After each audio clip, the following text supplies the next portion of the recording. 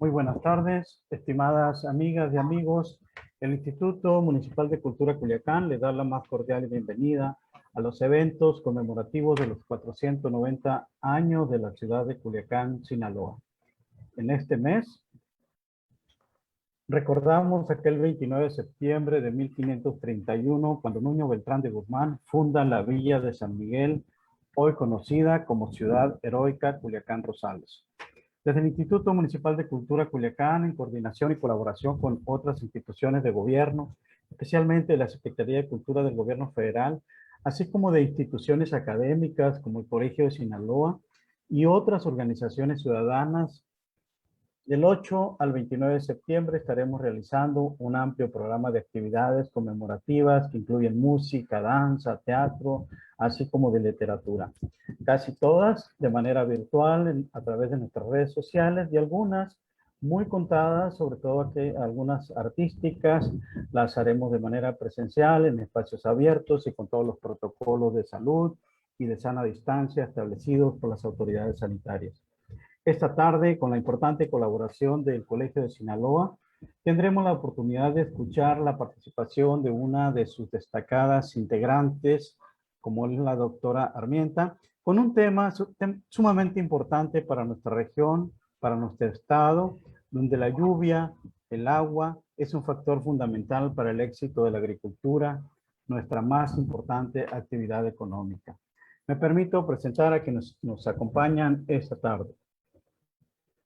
Nos acompaña, por supuesto, nuestra conferencista de hoy, experta en ciencias de la tierra, la doctora María Aurora Armienta Hernández. Bienvenida, doctora. Gracias. Nos acompaña también nuestra anfitriona, la maestra en ciencias Minerva Solano Moreno, directora general del Instituto Municipal de Cultura, a quien cedo el uso de la voz para que nos dé precisamente la exposición de motivos de este evento. Adelante, licenciada Solano. Muchas gracias, Jorge. Muy buenas tardes. Sean todos bienvenidos y bienvenidas a este evento del 490 aniversario de la fundación de nuestra ciudad Culiacán. Bienvenida a nuestra invitada especial, la doctora Aurora Armienta. Muchas gracias por estar con nosotros, por compartir su conocimiento, su experiencia, su saber. Agradecemos también al Colegio de Sinaloa y a su presidente, el doctor Elmer Mendoza, por esta colaboración, por esta importante aportación que hace el colegio al programa conmemorativo del aniversario de Culiacán. Nos congratulamos mucho de que esta participación de la doctora venga a tocar un tema tan importante, tan vital para nuestra vida, nuestra economía, nuestras formas de organización social y tiene que ver también con una necesidad muy importante hoy en el presente de tener conciencia del mejor aprovechamiento de los recursos naturales, de encontrar una manera de hacer sostenible estos modos de vida a los que estamos acostumbrados, pero que tenemos que modificar para poder hacer un mejor aprovechamiento en el futuro. Les reitero la bienvenida, nuestro agradecimiento por el tiempo, por su interés y pues adelante, Jorge, continuemos.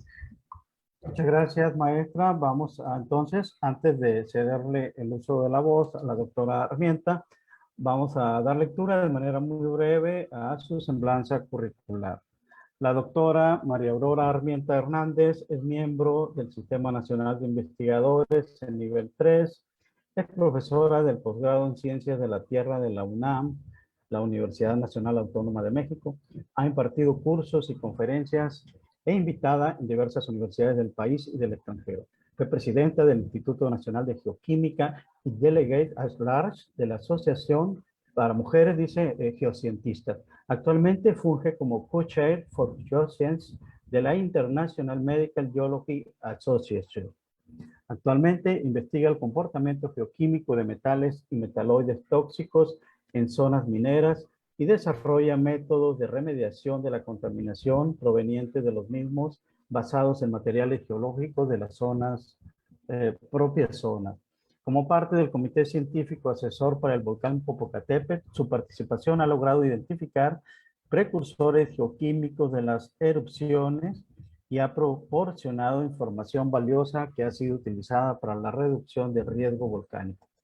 Ha desarrollado una labor similar para la vigilancia basada en parámetros químicos de los volcanes Colima, Tacaná, Chichón y Pico de Orizaba. Esta tarde, la doctora Armienta nos hablará sobre la cosecha de lluvia, una alternativa sustentable en zonas con problemas de abastecimiento y calidad del agua. Adelante, doctora. Muchas gracias. Bueno, pues es para mí un honor y un gusto estar esta tarde en este evento tan importante de la ciudad de Culiacán, que bueno, que la quiero mucho porque pues es la ciudad donde nací, ¿verdad? Aparte de las bellezas y pues grandes bondades de la misma. Entonces, agradezco mucho al municipio de Culiacán, al Instituto Municipal de Cultura de Culiacán por esta invitación. Y bueno, en esta ocasión voy a platicar sobre este tema. Voy a compartir la pantalla. Espero que no haya problema.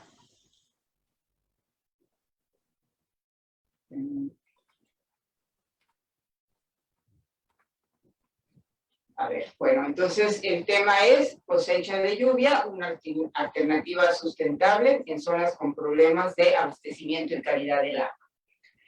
Este tema pues tiene que ver, como ya se dice, en que hay una escasez de agua en muchas zonas y en otras el agua está contaminada. Entonces hablaré primero sobre estos dos temas, sobre la cantidad y la calidad del agua en nuestro país y en algunos casos en el estado de Sinaloa, y después ya más en específico sobre lo que es la cosecha de lluvia y cómo nos puede ayudar a solucionar esta problemática. Entonces, el objetivo de desarrollo sostenible, uno de los objetivos es tener agua limpia y saneamiento. Esto es de la Organización de las Naciones Unidas como objetivos para el 2030 que logren todos los países. Lograr salud y bienestar, hambre cero, vida de ecosistemas terrestres, vida submarina y ciudades y comunidades sostenibles. En todos estos temas está como un aspecto muy importante el agua, ¿verdad? Agua en cantidad y en calidad necesaria para cubrir todos estos requerimientos. Pero, ¿cómo está distribuido el agua en el planeta? Bueno, aquí tenemos que hay países en África con una escasez de agua renovable per cápita muy baja, menor a 500 metros cúbicos por habitante por año. Nuestro país está en nivel intermedio, entre 1.700 y 10.000 metros cúbicos por habitante por año, pero sabemos que esta distribución pues es desigual en las diferentes zonas del mismo. Por otro lado, el grado de presión, o sea, qué tanto se necesita esa agua en todos los países, pues también es considerado como bajo. En México, otra vez repito, no es lo mismo todos los estados de la República, pero en general, no estamos tan mal. Tenemos diferentes ríos en nuestro estado, ya sabemos, los 11 ríos, aquí en la ciudad de Culiacán, pues un río de gran importancia que atraviesa la misma, que todos conocemos, varias presas, o sea, agua superficial, pues no es tan escasa en el estado, sin embargo los requerimientos son muchos, ahorita vamos a ver, y agua subterránea, hay un acuífero con baja disponibilidad y otros con suficiente disponibilidad. En el centro de nuestro país es donde el problema es más agudo, hay una escasez de aguas subterráneas y mucha necesidad. El grado de presión, por lo tanto, qué tanto se necesita el agua en las diferentes zonas, pues es crítico. En el centro, en nuestro estado, hay un grado de presión alto, y ya lo dijeron, ¿verdad? Pues, quienes nos hospedan hoy, que pues se debe en gran parte a las actividades que desarrollamos en el estado. O sea, es un importante estado con actividad agrícola, ya todos lo sabemos, y eso pues crea una presión, además de pues el consumo de la población, propio de la población. Esto es en cuanto a cantidad. Ahora, en cuanto a calidad, la calidad del agua es un reto para lograr agua limpia. Y por un lado hay la contaminación de los ríos, que puede ser de tipo inorgánico, orgánico o por microorganismos. Y lo vemos claramente aquí en nuestro río Culiacán, que baja la corriente y bueno, observamos basura en las orillas. O sea, vemos que este es un problema que pues hay que atender. ¿Qué es lo que contamina a los ríos? Pues pueden ser las industrias, las ciudades, ¿verdad? Los drenajes, la propia agricultura, viviendas que estén aisladas, la ganadería, el campo. O sea, son muchas las posibles fuentes de contaminación de los ríos. Aquí vemos, por ejemplo, en la zona del Tasco, un río a un lado de unos residuos mineros, como pues todo el material se arrastra hacia el río, pues en las casas, ¿verdad? Los detergentes que se van acumulando, las aguas residuales que muchas veces se vierten sin tratamiento. Aquí en Culiacán sí tenemos un tratamiento de las aguas residuales, pero en otros lugares pues no es suficiente, ¿verdad? Y aquí observamos claramente lo que pasa por las descargas directas de los pobladores a los ríos. Y en muchas ocasiones esos mismos pobladores utilizan el agua de los ríos para riego o incluso para consumo en sus domicilios de manera directa. Esto en varias zonas de nuestro país. La Comisión Nacional del Agua ha establecido una red de monitoreo para ir verificando la calidad del agua. Aquí tienen los puntos, ¿verdad? Por todas nuestro país, en muchas zonas.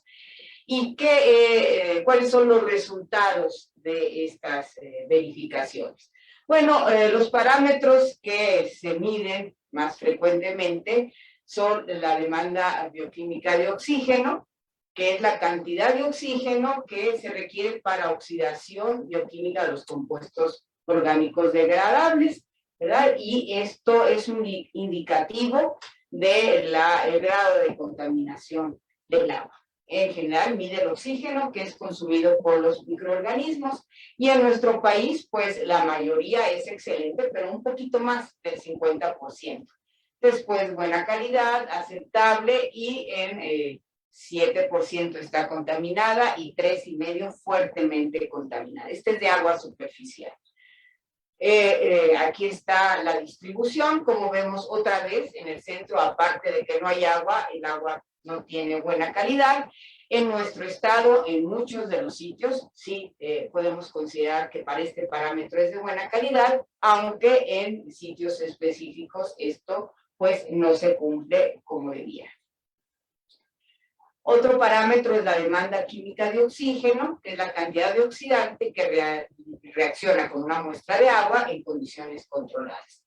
Y esto también incluye materia inorgánica, sustancias inorgánicas que pueden oxidarse por medios químicos y aquí el problema pues ya aumenta, ¿no? En cuanto a la calidad, donde el agua contaminada es de 27,5% y fuertemente contaminada de 6%. Y la cantidad excelente pues disminuye a 18,5%.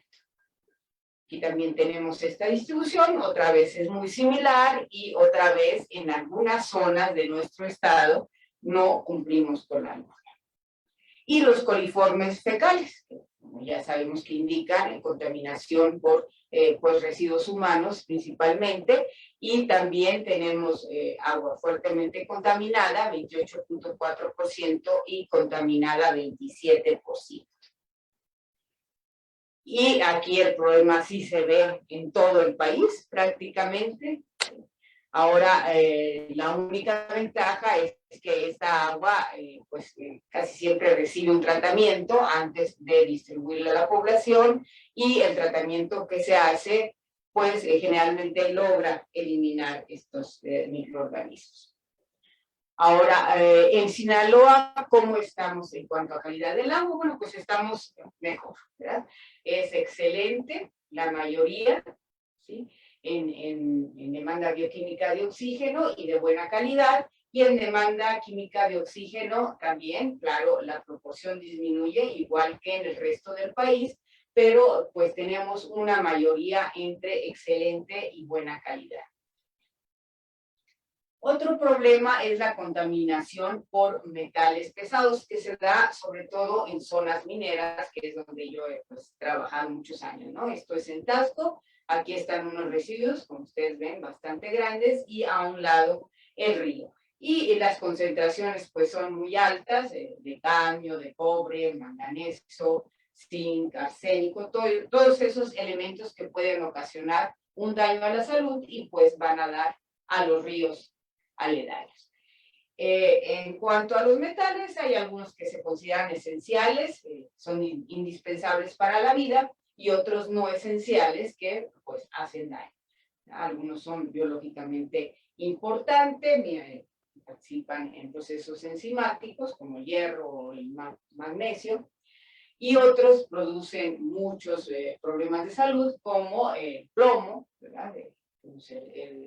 Daños neurológicos, afectaciones gastrointestinales y sobre todo afecta a los niños. El mercurio también, daños mentales, emisión túnel, el cadmio, problemas de los riñones, osteoporosis, el cromo en un grado de oxidación que es hexavalente, problemas respiratorios, dermatitis. Entonces son algunos de los efectos tóxicos de los metales. ¿Cuáles son las fuentes de estos metales? Ya vimos los residuos mineros, pero también pueden ser los fertilizantes, los insecticidas, ¿verdad? Pigmentos, gasolinas, alfarería, fundiciones, etc. Nosotros hicimos, como les decía, un estudio en el río Taxco, tomando muestras a lo largo del río, nada más como un ejemplo, y lo que encontramos es que el hierro en algunos puntos era muy alto, claro, en sitios contiguos a estos residuos de jales que ya les presenté, y se presenta tanto el hierro en forma disuelta, o sea, no se ve, como en forma de partículas, que sí se ven pequeñas partículas pues anaranjadas. El arsénico, que vamos a ver que es un elemento muy tóxico, también se presenta en estas dos formas y sobre todo a un lado de estos residuos que en México les llamamos jales. Y si observamos las variaciones de las concentraciones de hierro respecto a los metales, midiéndolas, nos dimos cuenta que este hierro es el que acarrea las partículas de los metales y que se puede sedimentar en gran proporción y en otra arrastrar como partículas. ¿Esto a qué nos lleva? A que esta agua del río Taxco puede filtrarse y eliminarse con este medio, como los metales y el arsénico están en forma de partículas, eliminarse gran parte de la contaminación. Entonces es una aplicación práctica de estos estudios que parecerían muy teóricos, ¿no? Luego, por otro lado, están las aguas subterráneas, que se utilizan en muchísimas zonas para riego, por ejemplo en la zona de Mexicali, donde también hemos estudiado, y que también pueden contaminarse. En general nos dicen, no, agua subterránea no está contaminada, pues eso no es verdad. Es menos susceptible a contaminarse, por ejemplo, por microorganismos, por bacterias, por residuos superficiales, pero también se puede contaminar, ¿sí? Por las basuras, lixiviados de basuras, de gasolinas, las fosas sépticas, incluso el mismo mar en las zonas costeras puede ingresar, lo que se denomina intrusión marina, y contaminar estos ríos pues con sales, ¿verdad? Con sólidos disueltos. Después el agua fluye en el acuífero y transporta estos contaminantes. Pero en el agua subterránea hay otra fuente muy importante que muchas veces no se toma en cuenta, que es la contaminación natural, que es debida propiamente al medio geológico, a las rocas que están y que atraviesa a lo largo de su paso el agua. Y muchas veces estos elementos tóxicos que están en algunos tipos de rocas en altas concentraciones, pues se van acumulando, se van concentrando y en un momento en que si ingerimos esa agua por un tiempo, pues provocan daños a la salud. Y entonces las fuentes de abastecimiento de agua subterránea también deben de analizarse, de monitorearse y de no considerar que tampoco pueden tener estos metales y metaloides tóxicos como el arsénico o fluoruro, que ahorita vamos a ver.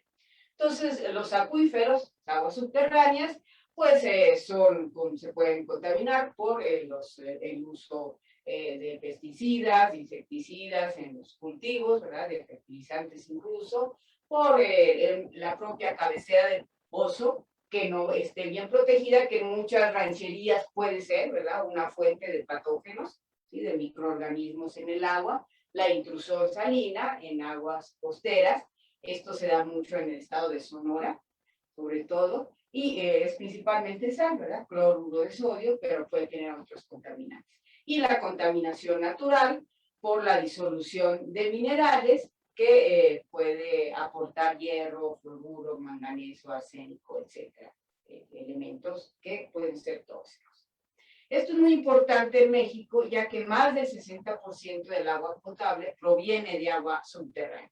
¿Cuáles son los principales problemas de calidad? Intrusión salina, nitratos también, ya sea por fertilizantes o por residuos humanos o de la ganadería, coliformes, arsénico, flúor, hierro, manganeso y cromo, esto en diferentes partes de nuestro país. Uno de estos elementos que está en muchas localidades, en muchos acuíferos, es el arsénico, que es un elemento que todos hemos oído que es tóxico, ¿verdad? Que produce por consumo de agua con concentraciones relativamente bajas del mismo, una intoxicación que la identificaron en Argentina a principios del siglo pasado, que es hidroarsenicismo crónico regional endémico, y bueno, produce diversas enfermedades que puede llevar al cáncer, ¿verdad? De todos estos órganos del ser humano, y también puede producir otro tipo de problemas, incluso pues enfermedades circulatorias que son muy típicas, como ya vimos, de pies negros, hipertensión, está relacionada con la diabetes, que es algo que nos afecta a gran parte de los mexicanos, y enfermedades de la piel, manchas oscuras, claras, engrosamiento de las palmas de las manos, entre otros, ¿no? Incluso problemas neurológicos. ¿En qué se utiliza el arsénico? Se utilizó mucho en la agricultura, en pesticidas. Ya actualmente están prohibidos esos compuestos. Esperemos que se cumpla, ¿verdad? En la ganadería, como aditivo de alimentos y prevención de enfermedades, todavía se usa, aunque los compuestos que se utilizan no son tóxicos, pero los residuos en esas zonas sí pueden pues aportar arsénico, que puede tener un cierto grado de toxicidad. La industria, vidrio, electrónica, curtiduría, y con fines terapéuticos por más de 2000 años se utilizó para combatir problemas de la piel, sífilis, parásitos, incluso leucemia. Todavía hay un compuesto de arsénico que se utiliza en la actualidad. Está distribuido ampliamente en la naturaleza. Hay más de 240 minerales en el mundo que se han identificado. En México, estos son algunos de los principales: la mimetita, sobre todo la arsenopirita. En las rocas está presente según el tipo de rocas, y si el agua subterránea circula por estas rocas, pues lo disuelve y se enriquece en arsénico. Es el 20 elemento más abundante de la corteza terrestre. Y aquí tenemos la distribución, ¿sí? Esto es, pues ya fue hace 2 o 3 años. Actualmente hay más muestreos. Estos fueron los análisis que se tenían disponibles, pero como ustedes ven, hay muchas zonas del país que tienen concentraciones por encima de lo permitido en México para el agua potable, que son 0.025 miligramos de arsénico por litro. De donde viene, hay sitios donde fue el uso de los pesticidas, en otro es el propio medio geológico, como ya lo dije, muchas veces no se sabe de dónde exactamente viene. En zonas geotérmicas, en algunas de ellas, puede haber arsénico en el agua subterránea. Aquí se identificó en los humeros, en los azufres, en los altos de Jalisco, en pozos que están en zona de rocas volcánicas. El arsénico lleva hasta 0.102 miligramos por litro y la mayoría son pozos con temperaturas altas. Y por otro lado, como ya dijimos, la minería, los minerales que se explotan pueden estar acompañados de otros minerales de arsénico. México, ya sabemos, es uno de los 10 principales países productores de metales, el primero plata, todavía en 2021. El sector minero metalúrgico aportó el 2.4% del PIB en enero de 2020 y pues crea casi 400,000 empleos. Entonces, es una actividad económica muy importante. Tenemos mineralización en gran parte del país, sobre todo el centro y hacia el occidente. En Sinaloa tenemos varias zonas, ¿sí?, con explotación minera, ¿sí?, y allí puede haber presencia de metales y metaloides en algunos pozos. Es importante hacer estudios para reconocer si están presentes o no de manera natural, pero también pueden estar debido a la actividad minera. Ahorita lo vamos a ver, como en Hidalgo, nosotros en el Instituto de Geofísica llevamos muchos años estudiando ahí un problema muy fuerte de contaminación por arsénico, ¿sí?, donde en algunos de los pozos las concentraciones llegaban hasta 1.2 casi miligramos por litro. En este momento cerraron el pozo, gracias a que pues hicimos saber a las autoridades. El estudio fue impulsado por el gobierno municipal y lo que encontramos fue que muchos de los pozos tenían concentraciones muy altas de arsénico. Este es el agua potable, ¿sí?, que también las concentraciones llegaron a ser hasta 0.4 miligramos por litro. Acuérdense que la norma es de 0.025, después se instaló una planta de tratamiento y las concentraciones ya disminuyeron bastante. Y sí produjo enfermedades el consumo de agua con este contaminante, o este elemento tóxico. La mineralización es de plomo, zinc, plata. Estos son los minerales más abundantes. Uno de ellos es la arsenopirita, ¿sí? Tenemos aquí la población y varias de las minas alrededor. Estas minas, al procesar los minerales cerca del poblado, en la orilla del poblado, pues produjeron residuos. Este es de Zimapán, estos son de Guanajuato. Y estos residuos pues también pueden aportar elementos tóxicos. Entonces realizamos nosotros investigaciones ambientales con muestras de agua, suelo, residuos, rocas, vegetales, biomarcadores, revisando también el flujo del agua, ¿verdad?, y los posibles procesos que se dan. Encontramos que la oxidación de minerales de hierro y de arsénico en los sales ha contaminado, esta es una historia sobre todo de arsenopirita, por ejemplo, los pozos que están a un lado de los mismos, como era de esperarse. Esto también lo observamos gracias a la relación entre los productos de la oxidación de esta arsenopirita y el arsénico, que se relacionan muy directamente en estas norias, son pozos someros. Las fundidoras que operaron hasta mediados del siglo pasado, allí también contaminaron los suelos, y este arsénico, por la acción de la lluvia, del riego, se fue infiltrando también hacia los pozos someros, hacia las norias cercanas.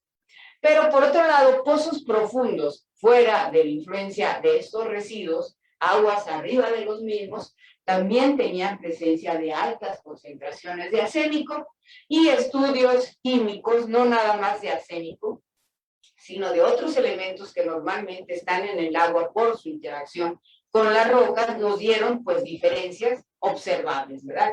Vemos, estas son las norias contaminadas por estos jales mineros, por las fundidoras, y estos son los pozos profundos fuera de esa influencia.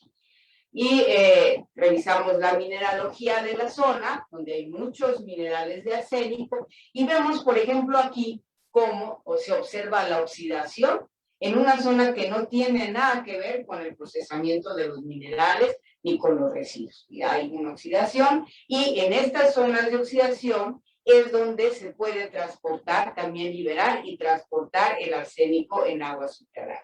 Entonces hay dos procesos naturales, oxidación de este mineral, arsenopirita, disolución de este otro. Esto pues lo concluimos también por estas relaciones de arsénico sulfato, por el aumento en la temperatura de los pozos, ya que esta reacción libera calor, y por las concentraciones en las mismas rocas, ¿verdad? Por ejemplo, esta roca, la concentración es de 10,000 partes por millón de arsénico y está totalmente aguas arriba, fuera de los jales, pero cerca de la zona mineralizada. Entonces, bueno, esto nos llevó a concluir que la contaminación de los pozos profundos es un proceso natural. Se hicieron otros estudios ya más a profundidad geoquímicos, y estas zonas, por ejemplo, aquí vemos una en rocas de carbonato de calcio, rocas calizas, que están muy fracturadas, permiten que fluya el agua a estos pozos y los contamina. Entonces, el agua fluye, esta es la geología de Zimapán, bueno, fuentes de contaminación naturales que han contaminado los pozos profundos y el agua potable, y debidas a la actividad humana que han contaminado las norias que se utilizan para riego y limpieza. Entonces, esto fue muy importante, ya que si nos hubiéramos ido por lo visible, que eran los jales, pues atacamos los jales. Sin embargo, el agua de los pozos de agua potable hubiera sido contaminada, ¿no? Porque esa no es la fuente principal. ¿Qué se hizo? Bueno, se construyó un acueducto lejos de la zona de la población, y pues como está lejos y está pues, a una menor altitud, el costo de electricidad es muy alto. Se instaló una planta de tratamiento para eliminar el arsénico del pozo más productivo, pero también más contaminado. ¿Eso que implica? Pues problemas de mantenimiento, costo de insumos, problemas de operación. Tiene que haber gente capacitada para operar. Otro problema en nuestro país es el flúor. Es un no metal, ¿verdad? Es también un elemento muy abundante. Está entre los 13 más abundantes de la corteza, y diríamos, bueno, ¿por qué el flúor? Si nos dice, no, la pasta tiene flúor y nos hace bien a los dientes, ¿no? Bueno, pues sí, necesitamos un poco de flúor, pero no demasiado, ¿sí? Hay una zona donde es de máximo beneficio, pero hay otra que si las concentraciones son más altas o más bajas, pueden ser dañinas para la salud. Por supuesto, depende también pues de nuestra propia genética y de nuestro estado nutricional. Aquí vemos en la India, los ha afectado mucho. En nuestro país hay unas zonas donde se han tenido efectos también, pero bueno, sobre todo en los dientes, ¿no? Entonces, como decía Paracelso, la dosis hace el veneno, y esto es muy claro en el caso del flúor. Hay una norma para agua potable. En México es 1.50 miligramos por litro. En Estados Unidos es más laxa, es de 4.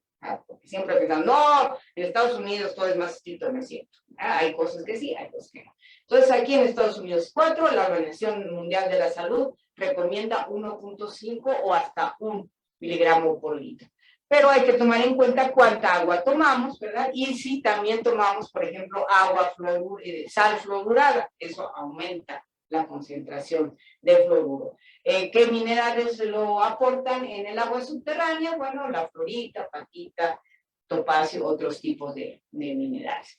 Nosotros hicimos un estudio en San Luis Potosí, donde este problema pues todavía sigue, pues ha variado con el tiempo, y primero también pensábamos que era el riego con aguas residuales en la zona cercana a la población el que estaba contaminando el agua también con fluoruro, pero lo que determinamos es que sí, aporta nitratos y bacterias, pero no el flúor. El flúor lo aportan las rocas que están a un lado de la población, estas que se llaman riolitas, y el flujo, el agua fluye a gran profundidad, entonces va más caliente, y esto provoca que se disuelva más el flúor.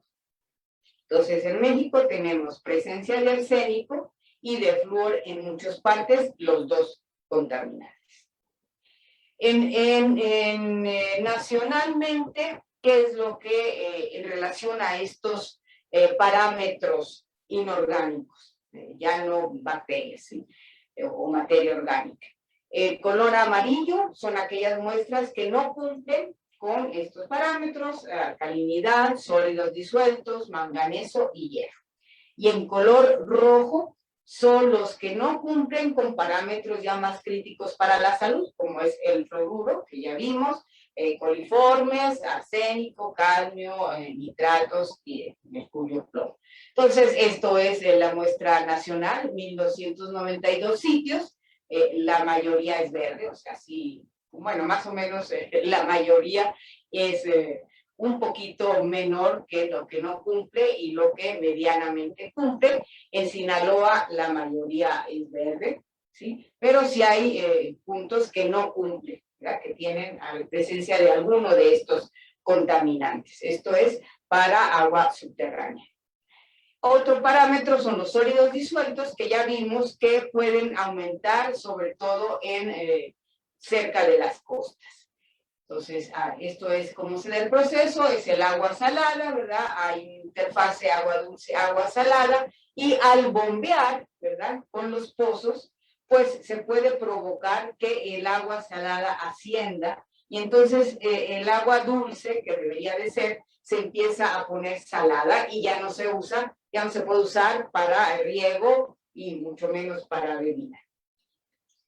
Este es, por ejemplo, en el río Cañas, un diagrama que encontré yo de la Subdirección General Técnica de la Gerencia de Agua Subterránea, donde se está dando un poco este proceso, ¿no?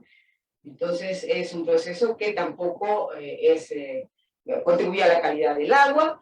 Esto es lo que está reportado: algunos contaminantes en pozos de nuestro estado.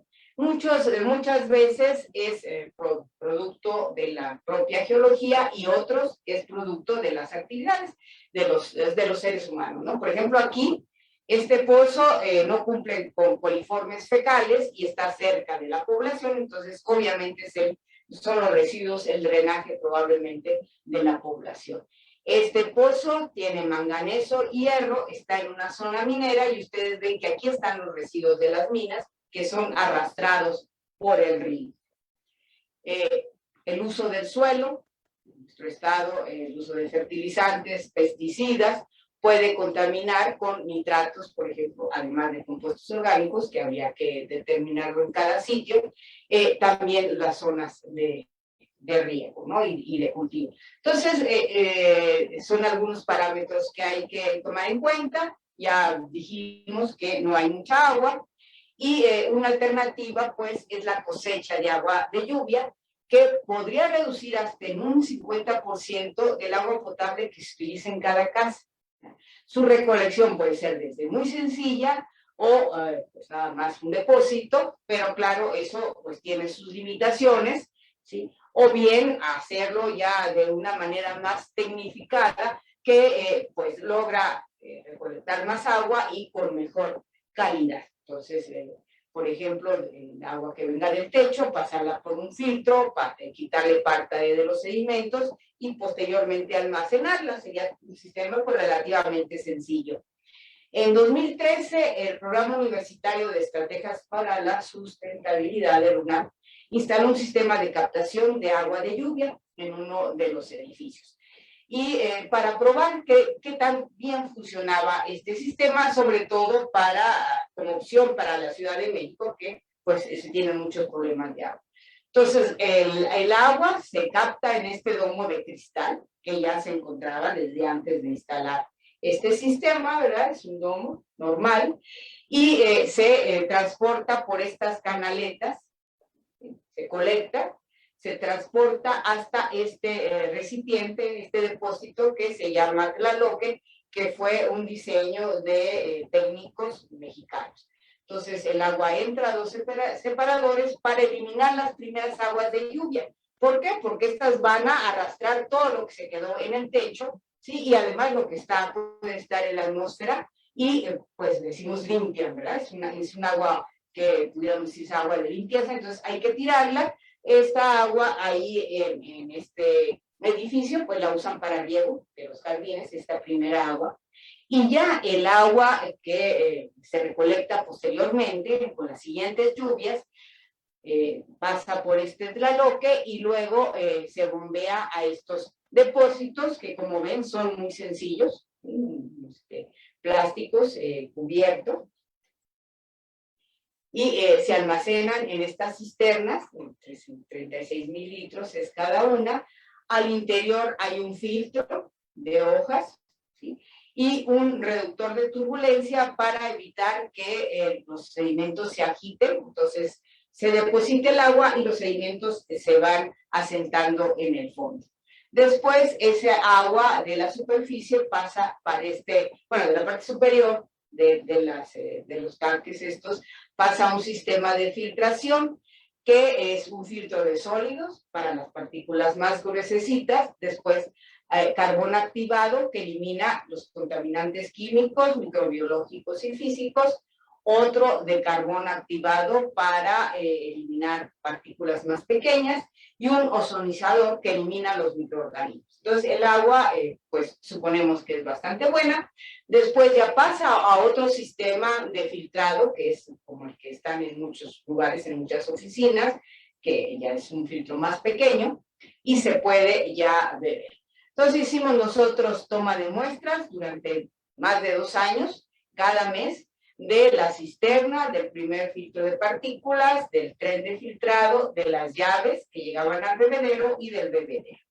Lo que encontramos es que a lo largo de todos estos años, solo en un par de ocasiones se superaron algunos de los parámetros. Por ejemplo, que hemos visto que el arsénico es un problema, bueno, el máximo es 0.004 fue, la norma es 0.025, estamos muy por debajo. El plomo en una ocasión sí llegamos a la norma, que es de 0.01, pero no lo rebasamos. El fluoruro es de 1.5, el máximo fue de 0.066. Entonces, los nitratos también se mantuvieron muy bajos.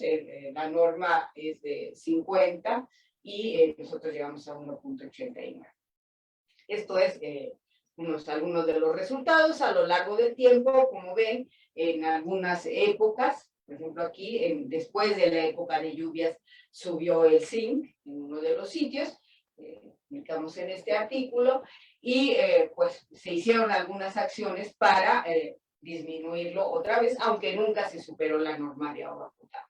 Los sólidos disueltos, pues muy bajos, ¿no? 90, cuando mucho, ¿sí?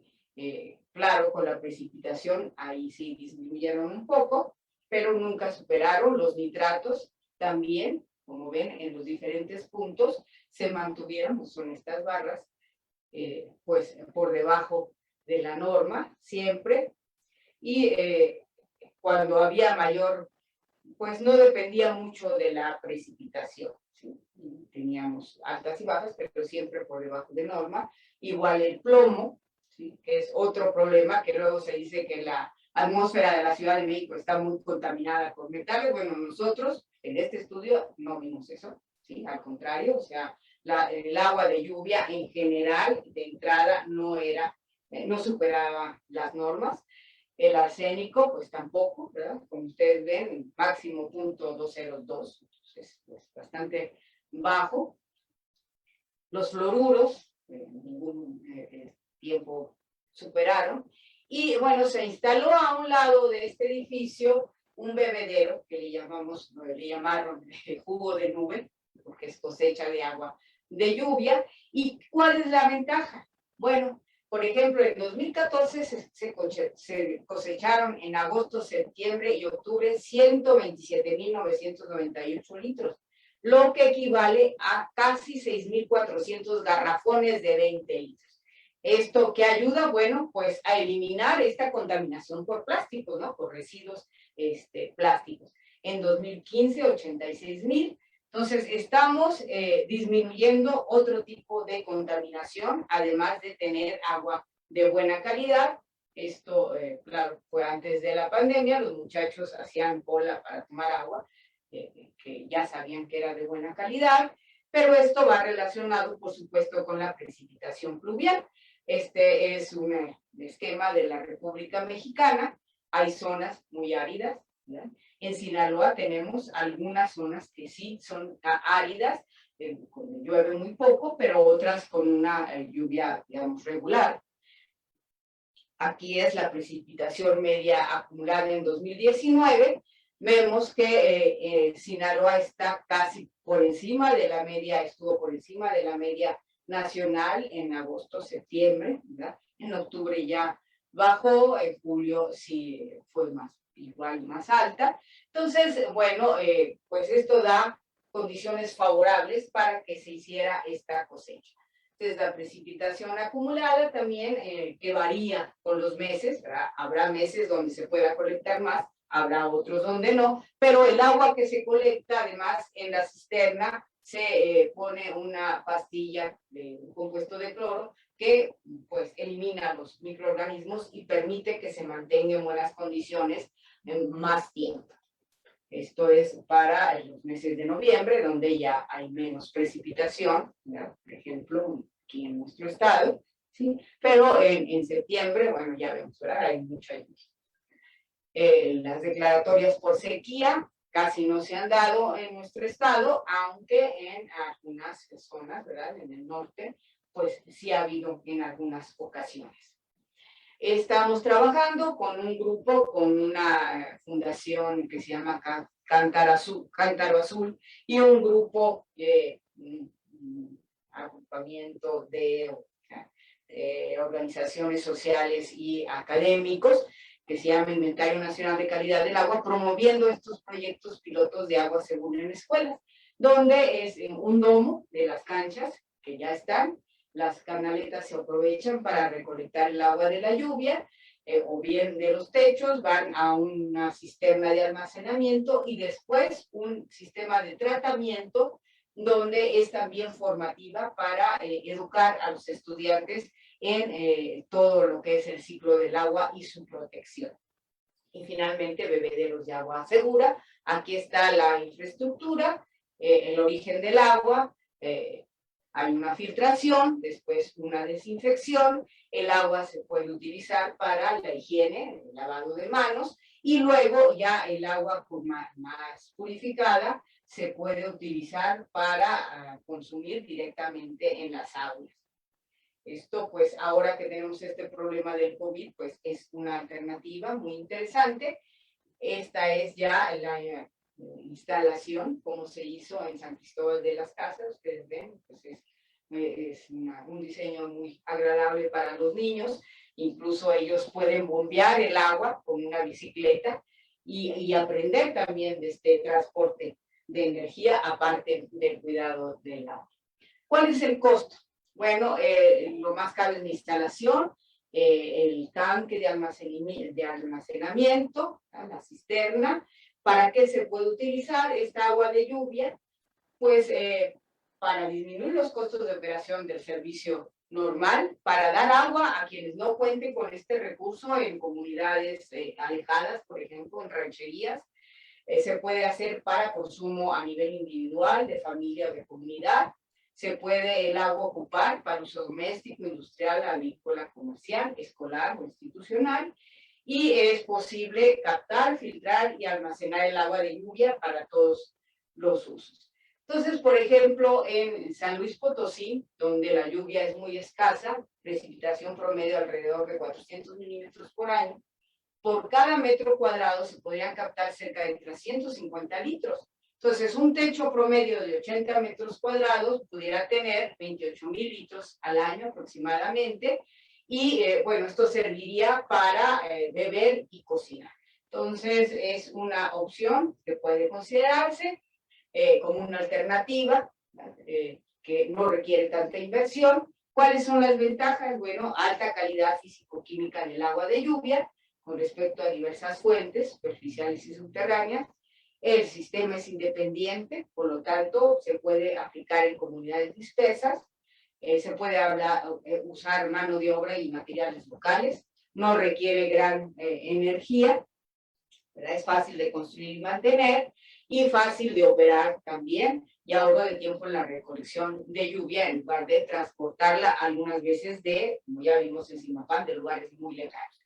Las desventajas, pues es el costo inicial, ¿verdad? Muchas veces los municipios están aportando para la construcción o para parte de la construcción. Esto es lo que se está haciendo aquí en la Ciudad de México. Y pues, por otro lado, desventaja es que la cantidad de agua captada depende de la precipitación del lugar, ¿verdad? Del área de captación, del espacio, volumen de almacenamiento y otras condiciones geográficas, sobre todo geográficas, de las cuales no tenemos control. El costo del proceso de tratamiento, pues depende de la cantidad del agua colectada y del uso que se le da. Pues no es lo mismo usarla para riego que para bebida. Y hay que basarlo, pues, en las normas establecidas en el país. Y otro punto importante es que es muy relevante que participe tanto el beneficiario como la comunidad local para implementar y mantener estos proyectos, ¿sí? O sea, hay que darle mantenimiento, pues, más o menos regular, cambiar las pastillas de cloro, un lavado ahí en la UNAM se hacía cada año, entonces no es tampoco tan seguido de las cisternas, como debería de ser en nuestras casas también, y hay que, pues, evaluar cómo está funcionando el sistema. Entonces, bueno, es una alternativa y yo pienso que sí, que puede ser ventajosa, sobre todo en lugares, en estos lugares que vimos, ¿verdad? Y pues esta es lo que les quería yo platicar en esta ocasión y pues muchas gracias por su atención. Gracias a usted, doctora. Muchísimas gracias. Pues bueno, revisando nuestras transmisiones en Facebook Live del Instituto Municipal de Cultura, pues sí estamos encontrando una gran participación, sobre todo de felicitarla por su excelente exposición. Hay algunos amigos, amigas en este caso de Facebook Live, como Erimar Calderón, que nos está planteando algunas preocupaciones que tienen que ver con el río Piaxtla, nos dice, con la minería sobre este río, sobre algunas acciones que se han desarrollado en Culiacán, sobre todo en desarrolladoras, constructoras de fraccionamientos, donde no se están respetando algunos sitios de aguas termales, etcétera, etcétera. Bueno, se refiere ella a este tipo de reglamentación. También nos pregunta, doctora Erimar, si este tipo de proyectos que presentaba usted al final, este tipo de propuestas tan interesantes, ¿dónde se pueden consultar? ¿Dónde se puede obtener más información? ¿Algún contacto? ¿Podría contestar esta pregunta si es tan amable? ¿Cómo no? Bueno, pues mi correo es, puede escribir a mí directamente, es victoria @geofísica.unam.mx. Entonces ahí si tienen alguna pregunta, el grupo es un grupo de jóvenes el que ha hecho estas instalaciones. Uno de ellos, son varios grupos de jóvenes. Uno de ellos, que lo hizo en la ciudad universitaria, se llama Isla Urbana. Entonces ellos también deben de tener un sitio donde pueden ahí acceder y preguntarles.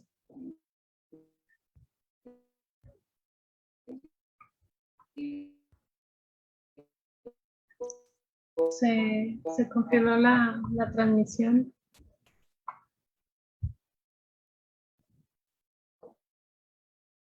Y estamos teniendo algún problemilla con la conexión con la doctora.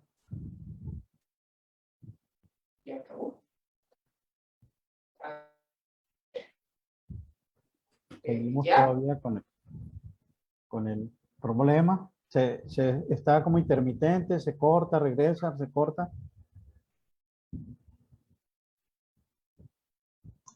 Vamos a esperar si la doctora puede conectarse nuevamente. Ya está aquí. Parece que ahí está. Muy bien. Le tiene cerrado el micrófono, doctor. Respecto al río Piaxtla, una estudiante del doctorado en Ciencias del Mar y Limnología de la UNAM, la dirigimos el doctor Federico Páez de Mazatlán y yo, que también es miembro del Colegio de Sinaloa, e hizo un estudio sobre metales y otro tipo de contaminantes en varios ríos del estado, uno de ellos fue el río Piaxtla. Entonces yo no quisiera pues adelantarme a lo que ella encontró, pero pues sí, hay que atender ese río, ¿no? Sí. Muchas gracias, doctora. Pues estaríamos esperando algún comentario final, licenciada Solano, para pues ya dar inicio al cierre de este evento. Adelante. Pues agradecerle, doctora, qué interesante esta información, estas investigaciones que nos ha mostrado. Pocas veces tenemos esa conciencia de la interacción que tiene el agua con todos los elementos y minerales que están en el subsuelo y cómo estos determinan pues su naturaleza, su calidad y la posibilidad de que sea saludable para nuestro consumo o para el uso en la agricultura. La relación entre el territorio, la tierra, la actividad económica y el resultado de la calidad de agua que vamos a tener, pues es muy clara con lo que nos ha planteado. Y pues también nos recuerda la gran riqueza de minerales y de elementos que se encuentran en interacción con ella y de la cual pocas veces somos ya conscientes y pensamos que el sistema de potabilización soluciona todo, ¿no? Es como la gran medida que soluciona todo. Sin embargo, pues vemos que nuestra actividad, la actividad del hombre, la actividad económica, la minería principalmente, pues han tenido un efecto, ¿no? en la calidad del agua y desgraciadamente sabemos que ese efecto pues, ha deteriorado estos mantos freáticos y nos pone en una situación difícil. Una actividad que en muchos sentidos en este momento pues, se ha cuestionado, hay quienes defienden el medio ambiente, la conservación del medio ambiente, pues la minería es una de las actividades que está siempre en la mira, ¿no? que siempre está bajo observación. Y pues con este estudio que usted nos presenta, pues nos queda más claro que es muy necesario seguir teniendo la minería en la mira, ¿no? Seguir teniendo ese cuidado. Pero con respecto a lo que nos plantea de la cosecha del agua, pues es una alternativa viable para regiones como la nuestra, en que en cierta temporada tenemos una lluvia muy abundante, pues, y que esta se va, y ahora en estas grandes ciudades, desgraciadamente se va por las calles, se va por los drenajes, y no vuelve a la tierra, ¿no? Que sería el proceso o el ciclo natural que sería mejor que sucediera, pues es una alternativa que creo que debemos prestar atención. Yo he tenido noción de que ya se venden alguna especie de recolectores de agua domésticos, ¿no? De Rotoplas, me parece que los venden, y es una alternativa que ya trae como el sistema de filtración para recabar algo de agua. Pero este modelo que usted nos presenta, pues sería bien interesante poder saber si es un prototipo que puede llevarse a otras instituciones o entidades, si hay esta posibilidad de colaboración como para que pueda emularse en otras regiones y acceder a todo ese prototipo en sí que alguien más pudiera estar interesado en aprovechar. Sobre todo quienes están ahorita explorando otras fuentes, otras maneras de hacerse de los recursos naturales sin causar daño al medio ambiente. Entonces, es una alternativa muy interesante. Creo que hemos aprendido muchísimo en esta charla que nos ha brindado. En muy poco tiempo nos hizo recordar nociones de geografía, de química, nos ha puesto realmente, se han activado muchas zonas de nuestro cerebro que estaban por ahí adormecidas y que sin embargo pues están muy presentes en los estudios y en las consideraciones que se están haciendo para asuntos tan vitales como la calidad del agua. Y pues nosotros queremos agradecerle toda esta sabiduría, lo que nos ha compartido al Colegio de Sinaloa por proponer esta charla tan interesante. Muchas gracias a ustedes por su invitación y a todos quienes han estado aquí escuchando la clase. Pues muchísimas gracias a nuestra invitada de hoy, muchas gracias al Colegio de Sinaloa y por supuesto a quienes nos estuvieron siguiendo en redes sociales, también muchísimas gracias por su compañía, por su participación. No se les olvide, los eventos conmemorativos del 490 aniversario de Culiacán continúan el día de hoy a las 5 de la tarde. Tenemos transmisiones de música a las 7 de la tarde. Tenemos también transmisiones de teatro y todo por la plataforma de Facebook Live del Instituto Municipal de Cultura Culiacán. Ya lo saben, nos vemos más tarde. Hasta pronto. Gracias, doctora. No, de nada, hasta luego.